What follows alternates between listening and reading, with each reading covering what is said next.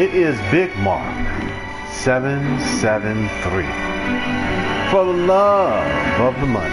Close my door. You know, I come here tonight on my video game thing as usual. But why I'm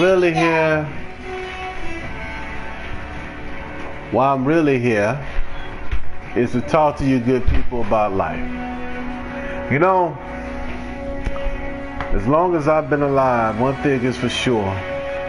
There's change and change.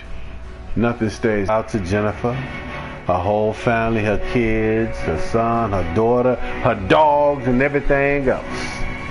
But I want to talk about life, right?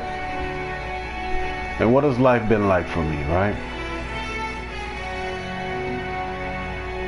I don't know sometimes if things are ever going to turn out the way that I want them to. But I'm tired of fighting. You know, I get on here and I talk my BS about Xbox and all that other stuff, but I like being deeper, you know? Tonight I ain't talking about no politics, but once again, it's a life and love situation, people. Understand what love is, right? Love is like a precious utility that we have in our lives, and the rest of the time it's garbage. Because you know what happens in your life? You will run into people that will love you, but for whatever reason you can't love them back, not in the way they love you. Or you will love a person so strongly in your life, to your detriment, you'll give up certain things in your life for them. And it's the same thing. You go around and around and around in this circle until you find somebody that you can build something with. Sometimes love is like magical, that happens instantaneously and you can hold on to it like forever. And then sometimes love is something that you have to build towards. But I'm gonna say this to everybody listening. I don't care who you are. I don't care if you the stuck up, fucked up person from the head to the toe. Everybody wants to be with somebody and nobody wants to pull it along. You know what I'm saying? For those that sit up there and say, oh, I don't mind being single, then you're just filling your life with things instead of people. You know what I'm saying? You know, every morning I wake up in the morning, and I've been without a woman for just about 2 years now. 2016, at the end of December, my ex ended it all, right? But, you know, she ended it all in 2013 too. But then I met somebody else, and I haven't had sex, like literally like outright go balls deep to the wall type thing for a long time. And it's like hard on me, like mentally, as a man. But you know what? I'm learning that doing certain things just ain't healthy for us as men. Watching porn, you know, jacking it off like busting your nut every once in a while because you can't get that coochie that you really want. Truth be told, that really don't do nothing for you. It's like eating crackers and you really want steak.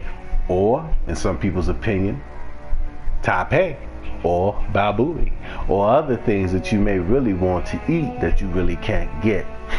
So, looking at the world as we live it, right? We have to make ourselves like, what you say? We must make ourselves more enticing to those that we want to entice. But see, the thing is, for us as humans, we're very visual. We're very trying to hold on to things that really ain't really, you know, but I ain't gonna say it. Well, I'll say it like it very. We try to go for that thing that's most on the outside and which is most shallow. You know what I'm saying? Because to be honest with you, everybody gets old, everybody gets fat, everybody gets skinny, booties go flat, titties go dragging down to the middle of their chest. All kinds of things happen. But you gotta know that you love that person no matter what they body change into. You know what I'm saying? You gotta like they stanky breath in the morning and before they wash their booty at night. I'm being honest. You gotta love every part of a person. and accept them. And see, the thing is, it's a mutual street. You must love each other, because love on a one-way street is not love, but obsession and what they call it, dependency. You're dependent on this person to give you their attention, and that's not really real. That's not love, yo. You're holding on to something that ain't real. See, the goal of all of us is to have kids, have a good life, eat good food, smile at night, work in the daytime, and come home to something good. You know? And we as a people are losing that every day. We're losing the fundamentals of connection, you know? We're too close to this machinery that's in our life. We're too hung up on the materialistic things that we get in our life. Now, I understand the whole spiel, yeah, we can live without money. And that's not true. You need money to buy soap. You gotta have money to buy food. You gotta have money to do this. You gotta have money to do everything. And that's just the rules of this earth since human beings started their first government on the tip of the continent of Africa called Kemet. But that wasn't the first country, it was Tau Ceti. I'm sorry, but that's the first country. Country in the whole doggone world was called Tau Ceti. Anyway, we gotta think about our future as a species. I mean, you know, sometimes I get on here and I go on my diatribe about how evil people are of certain ethnicities, but you know what, to be honest with you, and no matter if they feel it or not, blacks, whites, Hispanics, Asians, whatever group you want to make up and call yourself, we're still brothers and sisters in the eyes of the Almighty and the one true God, no matter what God's name or her name may be. And we all still will sin because it is a human nature to do so. But the thing about it is, it's a difference between doing the sin every once in a while and just being an evil, no good motherfucker. You know what I'm saying? Everybody's going to lie. Everybody's going to do this. Everybody's going to do that. But you just an evil, no good person. That's what I don't like. You know? So, at the end of the day, it's up to you to decide what you want from this world that we live in. And they say the world is so hard and people are so cold, but we don't have to be that way. We don't have to be that way. We don't kill each other on the face of this earth over skin color, language, religion. Freak. I'm surprised we didn't kill each other. Yeah, we did kill each other over the clothes we wore. It's just human nature. But at the same time, love cannot do that. But see, you know, I go back and look at the Martin Luther Kings and the Medgar Evers and they turned the other cheek. I'm not that nigga. I'm not. Somebody hit me in the face. I'm like, you know what? I might lose this fight because I'm getting old. But I'm going to kick your ass. And, you know, with the world that we live in, we gotta start thinking differently as people. You know, I've been in love like 3 or 4 times in my life, and I had way lots of women. And every single time, what I missed and the whole thing, if you have a woman that cares about you, you can build something with her. Even if it's something small and insignificant, you can build something with her. She can be the foundation of life. Y'all can work together and survive no matter where it's at. You know how many places in this world where people struggle just to eat and sleep good every night, but they together and they have babies regardless of that because they trying to make their life better and they build, you know? This thing in my community, the black community in America, that I really hate is that not all, but too many people have lost that. They're trying to live like they're Kardashian and they really in the Jeffersons. No, excuse me. No, excuse me. They're trying to live like they Beyonce or Jay-Z, but they really JJ and Thelma. For those that ain't black, probably don't know what I'm talking about. But those that do that watch Good Times, you know. You living in the projects, but you trying to feel like you living in a mansion, and you ain't. You losing yourself. Like I lost myself for a little while hating on Xbox dudes because they say such stupid stuff like all the freaking time. You know, But at the same time, I used to get at this guy Kid Smooth for his foolishness. But you know what? He gonna be a damn fool if I say something or not. You know, regardless. It ain't even that serious. Like, I used to watch the Weapon Wheel podcast, right? And last night, I'll give you an example. Last night was the first night that I watched the Weapon Wheel podcast, and it actually was good because they brought back Red Infamy. And she made the show much better because, to be honest with you, from a person who used to love that show after they got rid of Heartache, that show was dry as hell. It was dry. It's dry as the Sahara Desert. It's dry as the Modabo Desert. It was dry. And the reason why it was so dry because it had lost its comedic edge. You know? It's not like Bond and Jimmy. Well, I'm gonna be honest, man. I don't. Jimmy B gaming is I like watching his riding with Jimmy, which is pretty cool. But him being on the show as a regular, I don't think that should be. It's just like, I don't know. I ain't gonna get into them people's business like that. They put on whoever hell they want to put on that show. I ain't got no control over that. But that show is not good as it once was because it's just not the good show no more. Moving on, back over to other stuff like other things in life, like right now with the presidency of the United States of America. You know, we all worried about what Donald Trump gonna do, ain't gonna do. Let me tell you something about a person like Donald Trump. He's on self-destruction. He's on self-destruction. He that person that is so worried about what other people think. You know?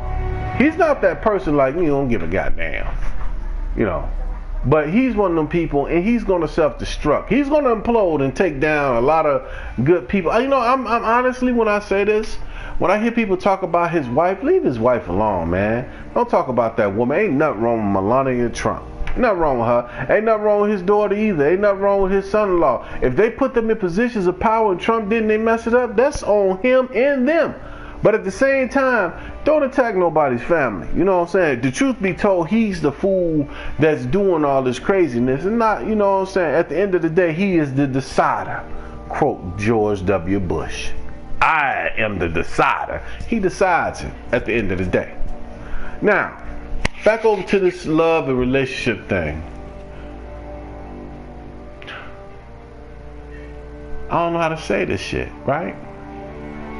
You know, Jennifer has made me so happy, and I don't want to disappoint her. And I love her so much, but I don't know what's wrong with her right now. I sent her a bunch of text messages and whatnot, and she angry. I don't know if she on her woman thing. I don't know. But, you know, if she hears this, I still love you. So, hey, it is what it is. But at the same time, man, my world is just it's in flux. You know what I'm saying? I done made some mistakes. Oh my God, I done made some mistakes in my life. And I'm tired of making mistakes. I'm tired of doing the wrong thing. I'm tired of making the wrong step. You know, when I need that apple of advice and needing to know what I need to have done, I feel like I can never get there, you know? And I want to get there, and I want to have that. I want to be with that situation. But you know what? It never is what it is. It always is something else, you know? So at the end of the day, it's love, respect, and honor. You know what I'm saying? That's all that it can ever be. So for the love of God, Lord, let us live good. Let us live high, you know?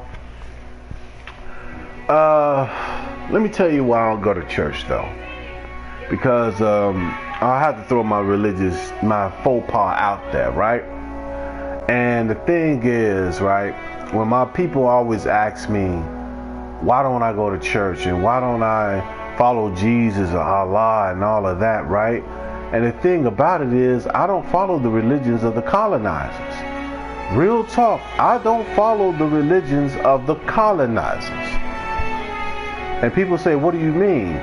Islam, Christianity is the religions of the colonizers. Now, the Orthodox Christianity that's in Ethiopia and the Copts Christians in Egypt and other parts of that part of Africa, yeah, that's an African version of Christianity. They're the oldest Christians in the world, the oldest Christian communities.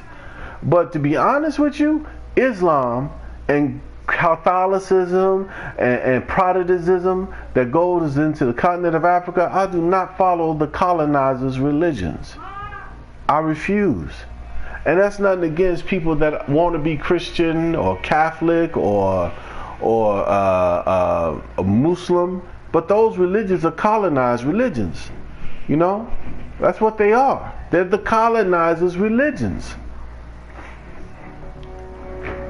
And people will get mad when I say that. It's just what it is. Now, I got that colonizer from Black Panther. But you know what? Truth be told, it is a colonizer's religion. You know, I'm not against nobody who believes what they want to believe. It's in your heart, it's in your soul, it's down in your spirit. And you know what I find so interesting? Some of the most religious people in the world are some of the most poorest people in the world. And some of the richest people in the world don't got no religion.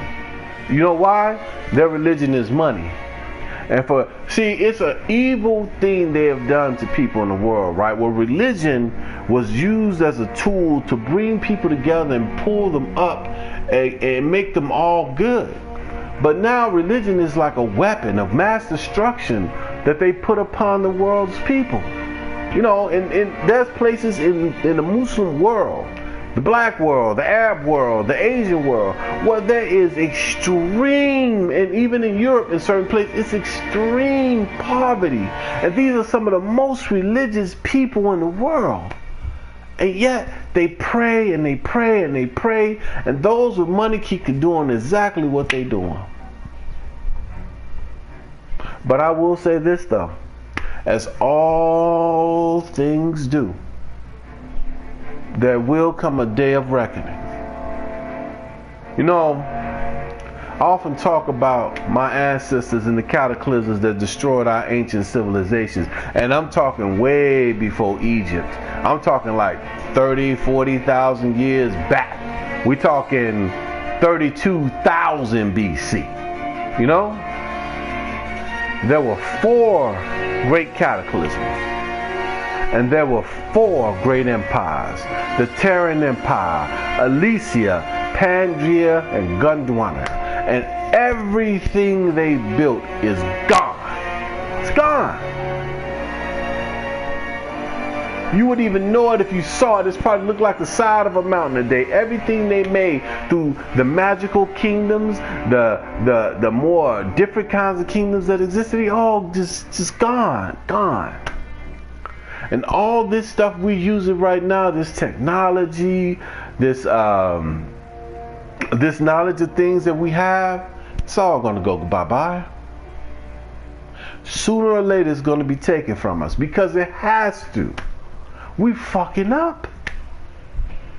God has given us, the real God that lives amongst the stars and the places that I don't even know the name, has given us electricity, clean water, food in abundance, and all kinds of good stuff. But what have we done with that good stuff that God has given us? Think for a second. If you really believe in God, abortion has come out of all the good things God has given us. God didn't intend people to have abortions and kill little babies, but they do it. God didn't intend us to make war on one another with bombs and bullets and swords and spears. You know the funny thing about a spear? One of the first weapons in human history was the first thing it was used for was to kill fish. That's what a spear was for. It was to spear a fish. An arrow was meant to be an item or a thing that was used to kill a deer or other large mammal prey for people to eat. And what did we do? In history, read that Bible where it said we will plow our swords into plowshares and such and such. People took their ideas which was made for granary and things like that. People turned plowshares into swords, spears from things that hunted fish to hunt people. Chains were used to hold things in place and pull things together. Then chains became something around people's arms to put them in slavery. This is human history. For every great thing God has given us as people, we have turned it into something bad.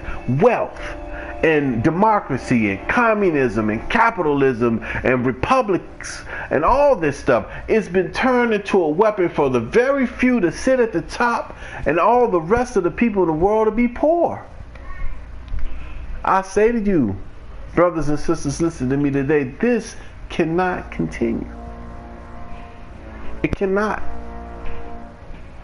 If it does, the imbalance in the world will create a revolution and a violent streak on this planet that we have never seen. It will make World War II, World War I, and all the religious wars in the history that we have ever had pale in comparison. I mean, every continent on this globe will be a battlefield. And people say that's impossible. World War II, they fought in Africa, Asia, Australia, the Pacific, the Atlantic. They fought everywhere, on every inch of this planet, except Antarctica, as far as we know, was not a battlefield. What if I tell you that the Arctic Circle that's north of us, as well as the South Pole below us, all these places will become a battlefield. Africa will be a gigantic battlefield. Africa is so freaking big. You can stick all of China, all of the United States in Africa, and still stick a huge portion of Europe in that continent. That's how big of a place that is. Imagine a place that big where there's war everywhere. The numbers of casualties will be enormous. We're not talking tens of millions, we're talking hundreds of millions of deaths. We look around the world into the European continent, right? A falling population of people. Think about this for a second. Europe, I want you to hear this. And also, there's also starting to be a drop off in the Arab population too. Slowly it's going down. You know why that is, my brothers and sisters? Because history is like a fulcrum. It's like a fulcrum. It goes around, it goes up, it goes down. And what's going to happen is that all the things that you have ever done to people that you've never met, it comes back. Oh, baby, do it come back.